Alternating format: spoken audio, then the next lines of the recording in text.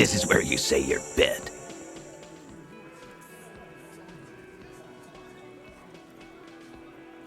Detective. Hey, dipshit. You hard of hearing or something? The boss man's talking to you. What, is he fucking kidding? This guy high or something? Hey, asshole, up here. We're talking to you. We're looking for Titus Hardie. Oh, this is about him. A real looker, that won't. You sure took your time, huh? Waited for him to get real ripe and pretty for you. Oh, he was a real pretty boy. Hanging up there, letting out that pretty boy smell. I can't for the life of me understand why you did it. I mean, I would have just left him up there. You must really like cleaning up other people's shit. You might want to start asking your questions now.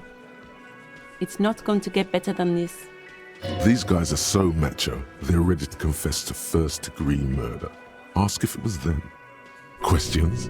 To hell with that. Get right up in the big dick's face. Physical confrontation. No. I's here. You got business with my boys. You got business with me. The boys are too eager to please him to keep their mouths shut. You're gonna get a good head count here. Just wait. Yeah! You fuck with the Hardie boys, you fuck with Titus Hardie.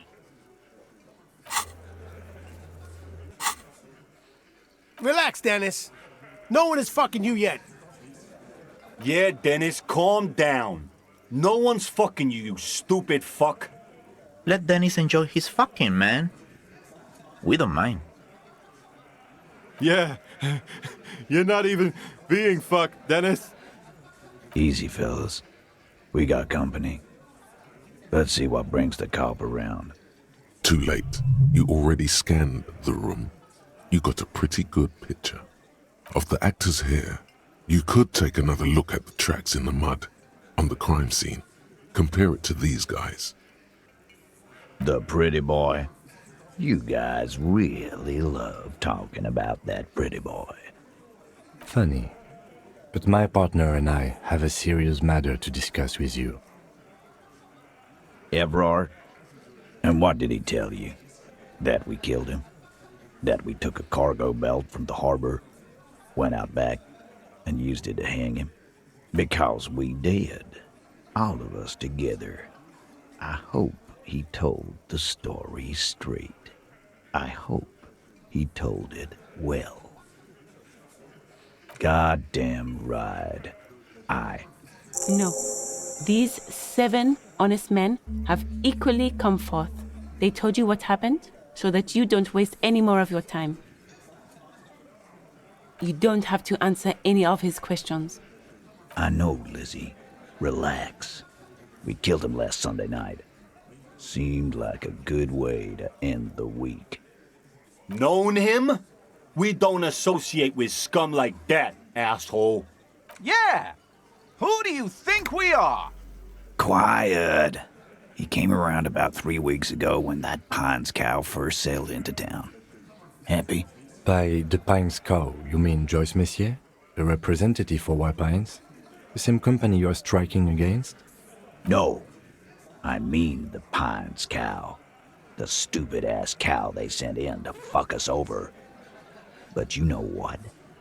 This is where he tries to sow discord between you two, because he knows the company is responsible for bringing the mercenaries into town. Why don't you ask her about the pretty boy? I'm sure she has interesting things to say when you ask her hard enough. That's enough insinuation for today, Titus. Officer, your interview is drawing to an end. Don't waste your last questions. Why? 'Cause he was worthless mercenary scum. And he stepped out of line in my town. And he stepped out of line. What kind of mercenary? The kind that shows up when you start a strike. The experienced kind, too. Had Cohoy and Semenine written all over him. ex-Oranese Special Forces. A live grenade. Right here in our bar. This one has a special gripe with him coming here. I can't prove it, but I know he was sent by the Wild Pines. They hire merc shit like that. Story of every strike from here to Samara. Wrong. He harassed women, raped one, harassed workers, threatened to kill some as a warning. There's slight unease in him suddenly. He regrets mentioning the rape. To kill us all, if we don't open the gates, if we don't let the scabs in, if we don't bend over. And that was before he started coming here. Yeah, he said it was his favorite joint now. Started coming here every night. Drinking, grabbing girls. Grabbed one of ours mid-karaoke, right there on the stage. He grabbed someone? Yeah, this girl's on the mic. A beautiful girl, young. Gets into the second verse of Lover Lake. The fucker grabs her legs, starts screaming. Show me your cunt! Why don't you show me your cunt? Then, he gets knocked on the head with a wine bottle. Doesn't even fall down. Aren't you fucking listening? My man is talking to you. He took care of it. They got the girl out before anything else could happen. Yeah, me and Eugene got her out. Aren't you fucking listening? No, you're not getting the name. That's a Martinez matter, and I'm not discussing it with you clowns. Are you deaf? There will be no singling anyone out. You can't arrest a Hardie boy without arresting all Hardie boys. Do you think you could do that? Do you think you could arrest them all?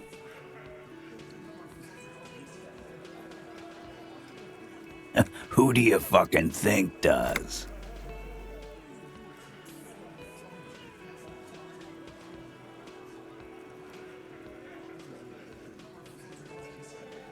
You keep him the fuck out of this. We have autonomy. It's all on us. Everard runs the union. I run the Hardie boy. When Titus Hardie says he runs the Hardie boys, he means that in an administrative capacity. On that night, everyone acted as one man. How many people have you sent to the Shays? Ever felt remorse for them? Or send them to reunion to rot. For 20 years. For life. Oh, so you are just a simple, well-meaning man, eh? Ever been in solitary? Prison is a charter. That's what it is. He's clearly been in solitary confinement, and at a young age, nonetheless. So he's hanging a man, slowly, without breaking his neck. We hanged him up by his neck until he got real still. Wasn't that obvious, Copper? Didn't they teach you anything at the cop school, idiot? You're pretty sure you've had at least 2 years of cop school and many more of active service. Certainly enough to not put up with this backsass. Deliver a knockdown observation.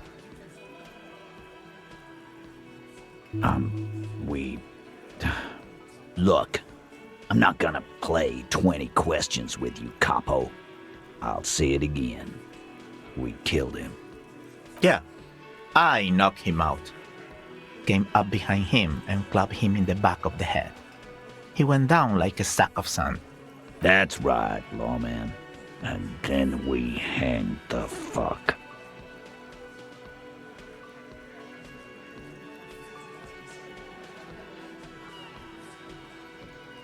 My fucking elbow, Copper. Samaran boxing style. Right fucking here. Eugene already told you that the fuck had started coming to our bar. Yeah, man, weren't you listening? Like what, Copper? Nothing. Your investigation here is done. Leave Martinez, go back to your stations where you belong.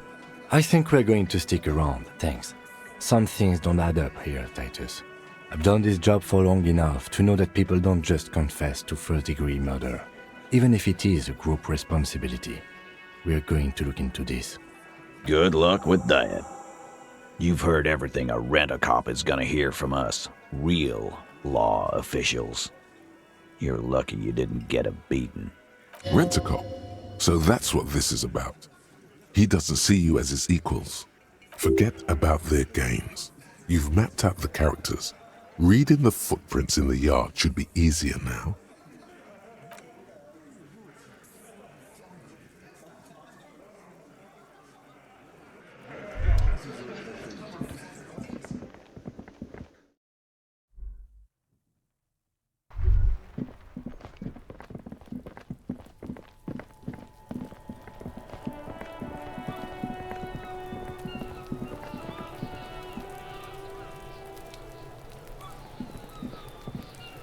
There are several footprints in the mud, left by work boots, anywhere from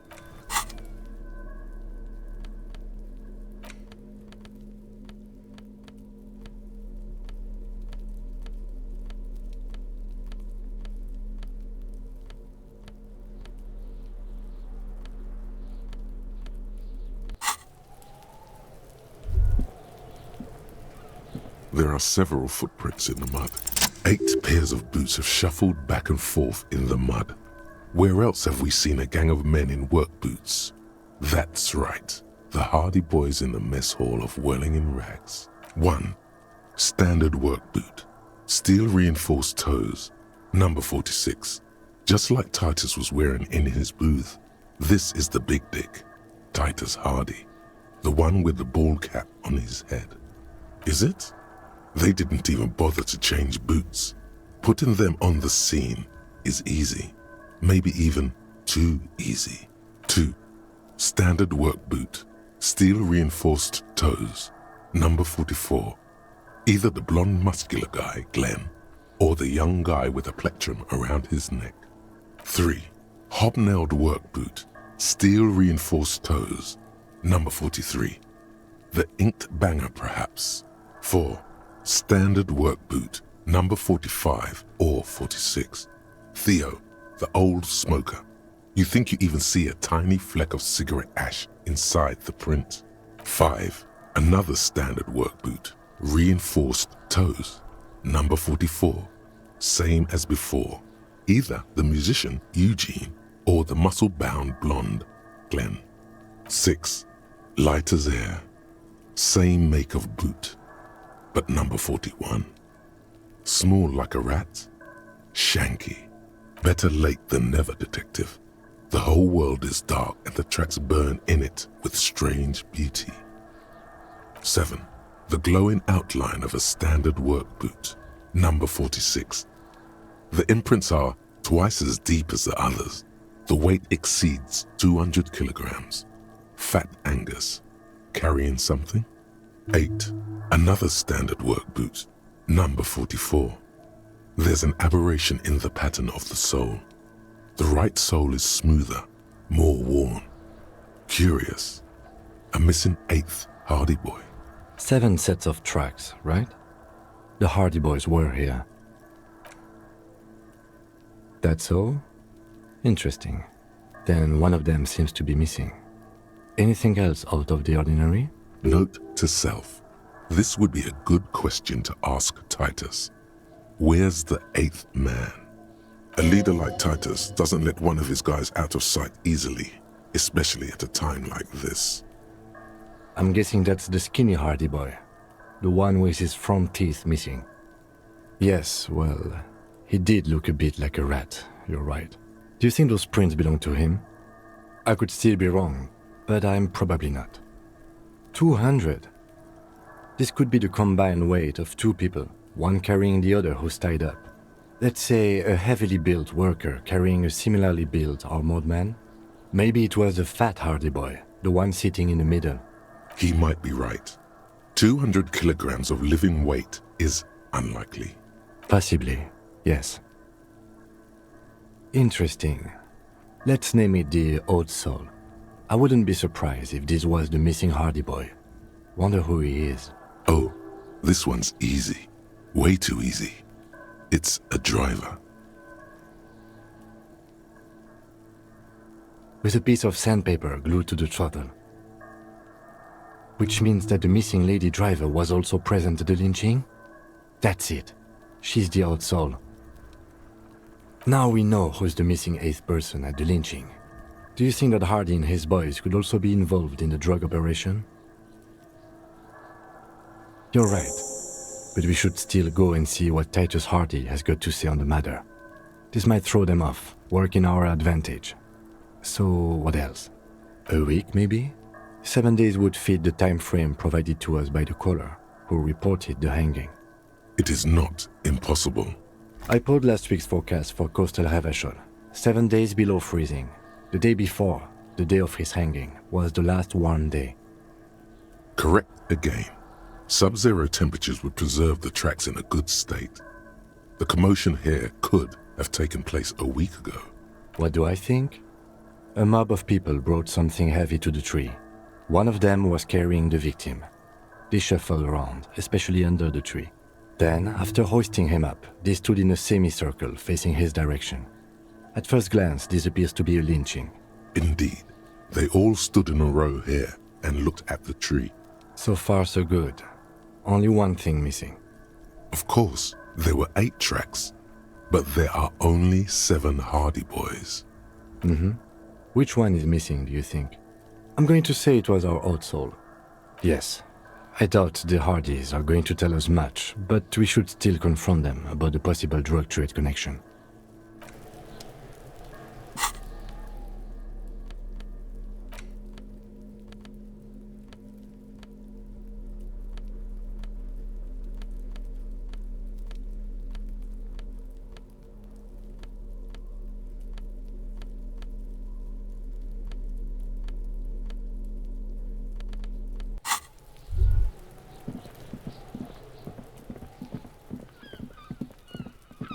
You see a set of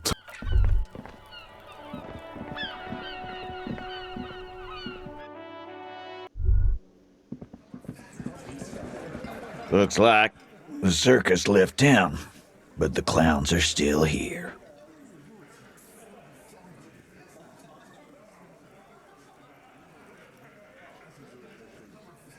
Oh, so you went and talked to my mommy, and now she's making me play with you. Is that it, lawman? And what's gonna happen if we don't? You gonna go and tell on us? Yeah, I heard him. The fuck do you think I'm doing here? You'd have your ass handed to you if it wasn't for the boss man's word. Let me state this very clearly, capo. Hello, officer. I'm Titus Hardie, and these are my boys, Hardie boys. How may we assist you? explosive laughter follows. To his men, Titus Hardie is a golden god. They want to laugh at his jokes even before they leave his lips. This guy is a born leader. What are you talking about, madman? There's no 8th Hardie boy, there's 7 of us and we're all here. Or what? You want to be the 8th Hardie boy? We ain't hiring. Actually, boss, we've been talking and we think she could maybe... This person Glenn wants to hire, he really respects her. Shut the fuck up, Glenn! I do the talking here. Now what the fuck do you want, cop? So let me get this straight. There is an 8th Hardie boy. It's a she, and you don't like us talking about her? That's right. We're not talking about this. This is a private Hardie boys matter. Nothing to do with your shit. And you're not cops here. Don't go digging around if you don't want a bullet in the back of your head. I'm watching you. Good.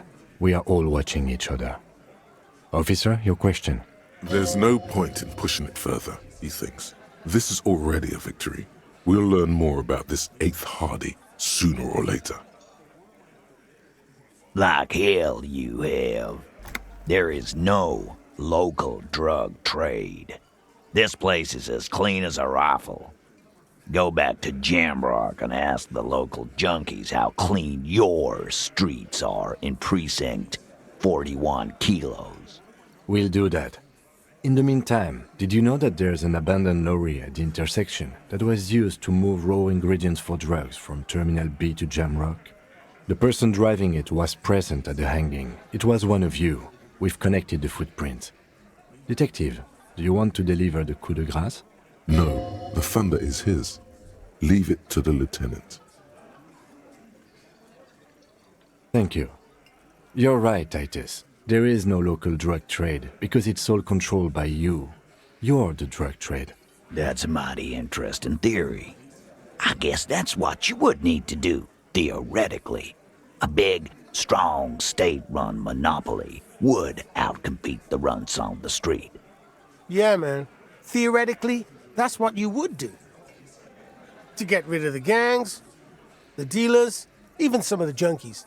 You would need good, trustworthy people to take their place, of course. Hardy men to run such a monopoly.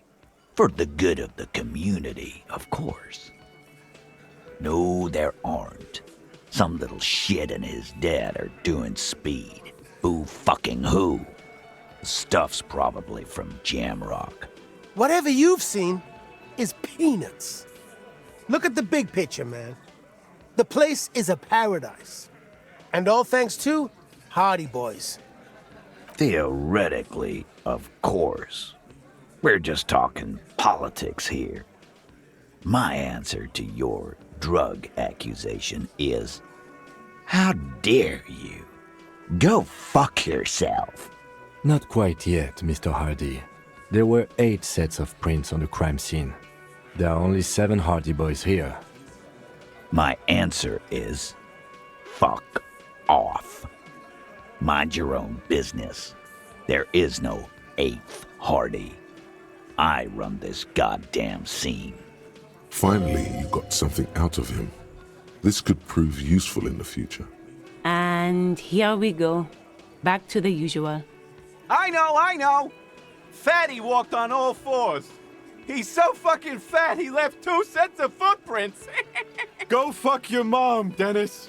That's more like it, boys. You heard him. It was Angus on all 4s. Anything else you need to know? Yeah. By friends, you mean his squad mates from Cronell. Wouldn't want to beat up his grandma. Nervous, snickering. There's a rush of adrenaline present. This is what happens if you take the law into your own hands. Other people start doing it too. Let them come. The Hardie boys are right fucking here. You heard the man. Right here. We're armed. We got the whole district behind us, and Glenn. Glenn is fucking crazy. Yeah, a well-oiled murder machine. The mood is on the rise. They're feeling confident, ready to punch out the whole Merc platoon. Big fucking surprise. They hire psycho scum, arm them to the teeth, and let them loose in the city. What do you think is gonna happen? So are the local gangs, the fucking Barmy Army, and the Madre scum. You've been out there. Seen any around? Yeah. Where are they now, huh? Sent back to Madre in an airtight cargo crate. These people are trained military professionals with decades of combat experience. They are not a gang or a Barmy army. No, they're not. They're uncoordinated and drunk. We know more about them than you think. We got weapons of our own. We got Ister 50s, Zeelagers. Glenn's got a knock cannon at home. I guess we're gonna see, aren't we? Yeah, like you've been up against ceramic armor. You haven't even seen the whole suit, right? I've seen the whole fucking thing, and it didn't make him immortal. What do you mean, okay?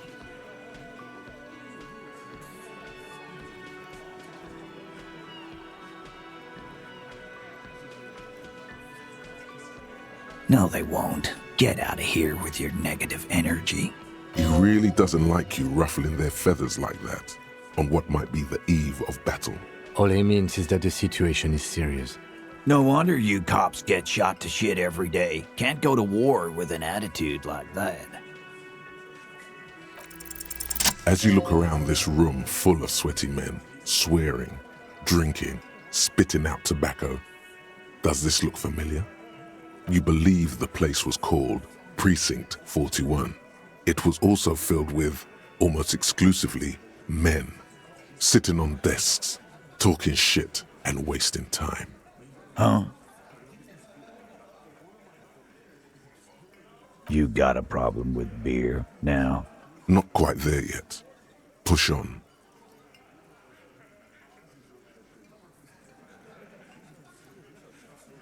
Speak for yourself, buddy. I've been running this outfit for 10 years now. You should have seen Martinez before it started. It was like jam rock now. They didn't see shit, man. Kids getting shot. We had 3 shootings a week. Fucking graffito everywhere. You cops haven't shown up since the 30s. Congratulations on the graffiti removal. All I see is you sitting around talking about Monica's titties while there's a rape victim. So what? What do you want from me? We took care of that fuck. Don't let him drink that. One more push. Quick. Just don't antagonize him. You have this already. Titus?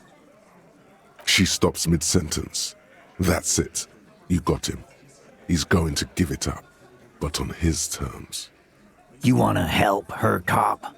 Fine. I'm gonna let you help her, but you treat her with respect. If you don't, if you question her, harass her, a freight train of pain, buddy. What is her name? Claudia, I'm on due. She's staying here at the Whirling in Rags, a real pretty one. Silvery jumpsuit, blonde. That's Amonju with an O-U. Shit. The girl. The girl upstairs? That can't be her. She knows you drank so hard you forgot you were a cop. Oh, it's her! It's definitely her! It's Miss Oranje, disco dancer! Sure, why not? You've probably seen her around. You inexplicably add cool after the victim's name, with your eyes bulging like some wild beast. Your fingers are fidgeting and sweat starts forming on your brow as Titus looks at you oddly. I don't understand what's so cool here. Nothing. We just have a few more questions. Whatever you do, do not tell him you know her. That would sound off. Relationship? There was no fucking relationship. He raped her. That's their relationship. Was like that karaoke incident all over again. Or like some of the other girls he was harassing. Okay, enough. All of... He did it before we killed him. He's not gonna do it again. So what does it matter? It would help if we establish a timeline. All right. 2 weeks, maybe? I don't know. I need another beer. Here you go, boss. Remember what I said. Freight train of pain.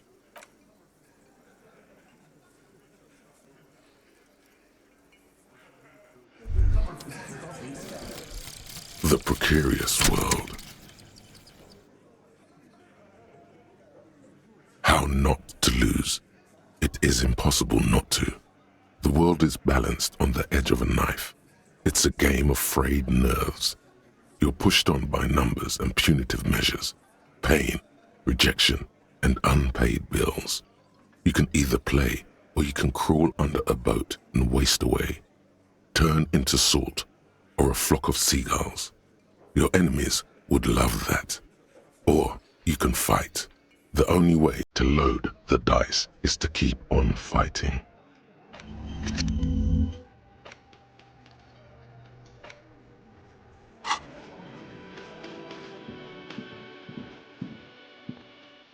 Officer, what was that? Yes. Yes. The victim Is there something I should know before we talk to her? Understood. You were not in good shape on Monday. Okay, that's manageable. This is unprofessional. Not sharing information with me is unprofessional. His opinion of you has lowered considerably.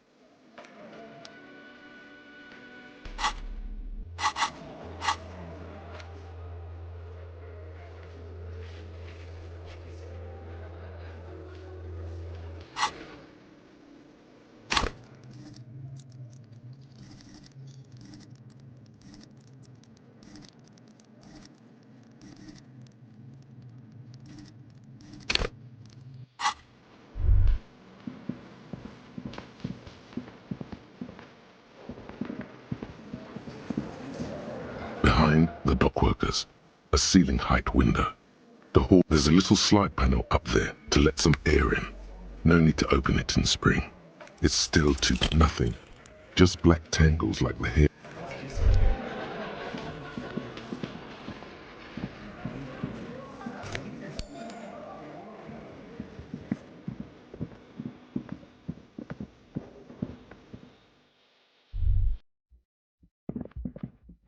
The door is closed. Who is it? This is the police. Can we come in? Come on up. The door is open. I'm drying my hair. Sounds like it's coming from upstairs somewhere. You could snoop around before going up.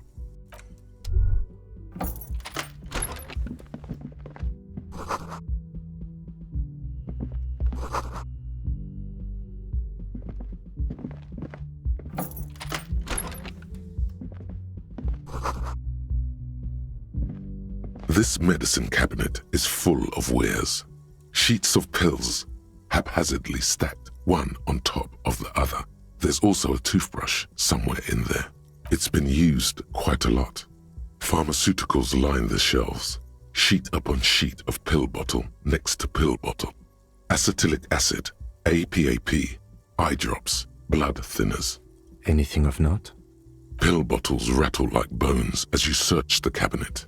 Paracetamol, histoparidol, something in a foreign language you can't read.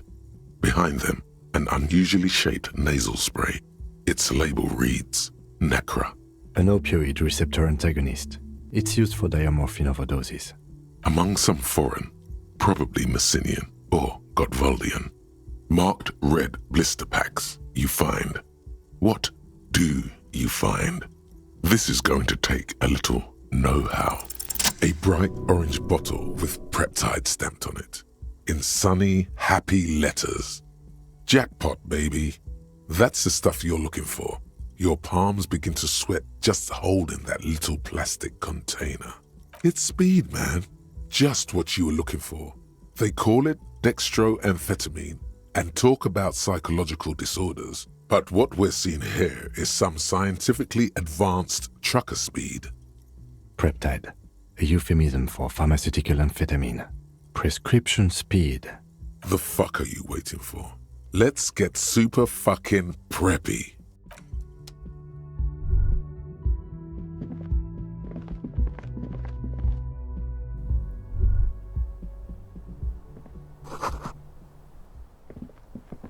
This window is pristine on the inside, unlike the one next to it. Light from the desk lamp reflects off the glass in an untarnished golden halo, smooth as ice. There are spots of mud and rain on the outside, even smudges. But the surface of the window is clear from the inside. No chips, no hairline fractures. Following your lead, the lieutenant leans in closer to inspect the surface. Looks like it, yes.